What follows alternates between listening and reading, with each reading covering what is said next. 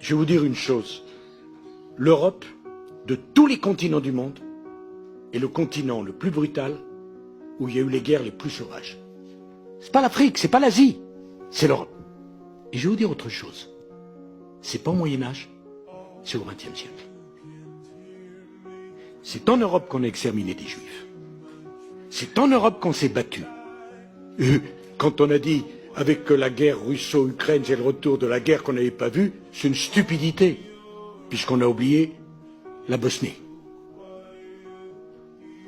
Si vous n'avez pas l'Union européenne, vous avez des affrontements considérables. Et vous savez, dans la politique, il faut avoir des engagements, vous avez du tempérament, il faut connaître l'histoire. Et l'histoire donne une dimension à vos engagements, une couleur à vos engagements. Vous n'êtes pas simplement le produit d'un parti politique ou d'une famille. Vous êtes le produit d'une nation et d'un continent. Notre continent est brutal, sauvage, et peut verser dans la barbarie. C'est pourquoi nous avons décidé, enfin nos prédécesseurs, de construire un modèle d'union fondé sur quoi? Sur le marché. La paix en Europe est fondée sur le marché. Nos pays avaient été ravagés par la guerre, on a décidé de produire ensemble de l'acier et du charbon. C'est le marché qui a fait la paix. Et ne pas comprendre ça, c'est un peu théorique. Deuxième élément, sur l'Allemagne. On est le dindon de la farce. Bon. C'est facile de dire ça et ça n'a aucun sens. Je vais même vous dire mieux, quand j'étais plus jeune, je trouvais que Jacques Chirac en faisait trop sur le couple franco-allemand. Et moi j'avais théorisé que c'était Paris, Berlin, Madrid, Rome, je voulais élargir. J'avais même pensé aux Polonais, qui était le 5e grand pays à l'époque. Et j'ai changé d'avis. Et j'ai changé d'avis pourquoi? Parce que j'ai vu fonctionner l'Europe.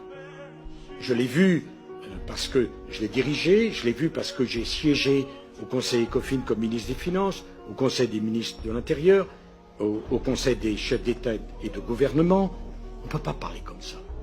L'Allemagne est indispensable pour le développement de la France et nous sommes indispensables au développement de l'Allemagne.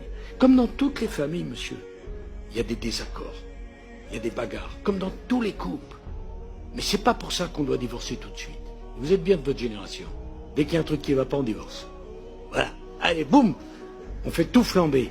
On fait comme si on était le centre du monde. Vous n'êtes pas le centre du monde. Réfléchissez plus. Vous avez beaucoup de talent, beaucoup de force et ça m'est sympathique. Prenez de l'épaisseur. Ne dites pas ça. Parce que c'est faux. Je dis pas ça parce que vous êtes au Rassemblement National. Moi, vous savez, je respecte toutes les opinions. Et après tout, Madame Le Pen a voté pour Hollande. On a le droit d'avoir fait des erreurs dans la vie. Hein? Bon. Donc, je peux vous dire que je suis pas d'accord avec tout avec vous. Hein? Vous aussi. Oui, oui. Bon. Et donc, bon. Mais ne parlez pas comme ça du couple franco-allemand. C'est trop grave. C'est trop important. Un peu comme le nucléaire, ou plus important.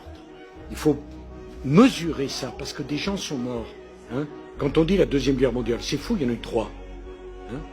Parce que les gens de territoire de Belfort, exactement, hein? et ils savent parfaitement ce qu'il en était. 3 fois. Hein? Donc, excusez-moi, je ne peux pas vous suivre là-dessus. Alors vous dites, votre amour de la concurrence. Tant mieux, vous êtes converti au communisme, tant mieux. L'amour de la concurrence, je ne suis pas du tout un théoricien. Je pense que de tous les systèmes économiques qui ont été essayés, l'économie de marché est le meilleur. Je ne suis pas le seul à le penser. Il faut quand même être totalement aveugle pour ne pas comprendre ça.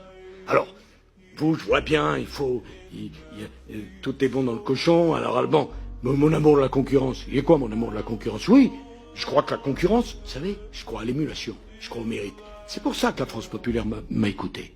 Je crois à l'émulation, au mérite. Et elle vaut quoi l'émulation et le mérite s'il n'y a pas de la concurrence? Hein? Si c'est toujours les mêmes qui ont la même chose, si que vous travaillez ou que vous ne travaillez pas, la même chose. Oh, revoyez vos classiques. Bon.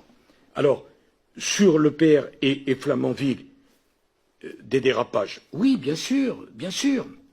Mais enfin, je vous rappelle que les Chinois, qui sont connus pour être bien organisés avec d'autres concepts, ils ont eu aussi les dérapages. Je vous l'ai dit, c'est une nouvelle technologie, c'est pas simplement parce qu'on est tous des imbéciles. Et je suis sûr que si un jour c'était vous, alors vous êtes capable de diriger l'EPR, de voir que ça marche impeccablement, qu'il n'y a pas de dérapage, qu'il n'y a rien du tout. Bon, bah oui, bah diriger l'EPR, c'est pas diriger Montretout, hein. C'est un peu plus compliqué. Encore que, là aussi. Bon. Alors, oui, mais je vous réponds. Je réponds. Non, mais je fais de la politique, moi aussi. Je sais quand on me cherche ou quand on veut me trouver. Je vous donne, ne faites pas votre Angélique. C'est pas être désagréable que de vous dire ça. Au contraire, je pourrais dire, je réponds pas, j'ai pas entendu. Bon. Alors, vous m'avez interrogé sur la Libye et la décision. Mais c'est pas une décision française, monsieur. La grande différence entre la décision de George Bush en Irak et la décision sur la Libye, vous savez laquelle c'est? C'est une décision du Conseil de l'Assemblée générale des Nations unies. Nous avions un mandat. Il y avait un mandat. Attention, quand M. Bush va en Irak, il n'y a pas de mandat. Quand la coalition de 53 pays va en Libye, il y a un mandat officiel de l'Assemblée générale des Nations unies. Peut-être qu'il y a des dysfonctionnements, mais ça compte, ça fonctionne. Bon. Et puis pour le reste, la politique, c'est la politique, et je vous souhaite la carrière la plus vibrante qui soit.